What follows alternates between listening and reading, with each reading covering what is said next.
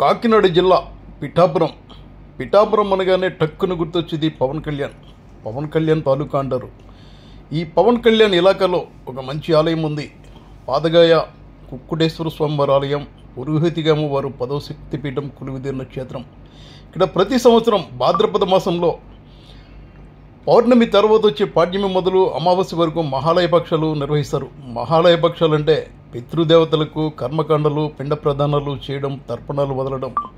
అలా చేయకపోవడం వల్లే కర్ణుడికి స్వర్గానికి వెళ్ళిన విముక్తి లభించలేదని, దాహమైతే తినడానికి తాగడానికి ఏది ముట్టుకున్నా బంగారంగా మారిపోయేదని ఆయన తన తండ్రిని ప్రార్థించడంతో ఇంద్రుడు భూలోకానికి వెళ్ళి భాద్రపద మాసంలో మహాలయ పక్షాల్లో అన్నదానం చేయమని చెప్పడంతో ఇలా పితృదేవతలకు పిండ ప్రదానం చేసి అన్నదానం చేశాడని ప్రతీతి.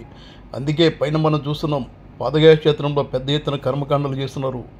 అక్టోబర్ 2వ తేదీ అమావాస్య వరకు కొనసాగుతాయి. పితృదేవతలను సంతృప్తిపరచడం ద్వారా కుటుంబం అభివృద్ధి చెందుతుంది. కనీసం జమ్మి ఆకంతా అయినా పిండ ప్రదానం చేయాలని శాస్త్రం చెబుతుంది. అందుకే ఇలా వేలాది మంది తరలి వచ్చి పిండ ప్రదానాలు చేస్తున్నారు. ఇది మహాలయ పక్షుల కథ.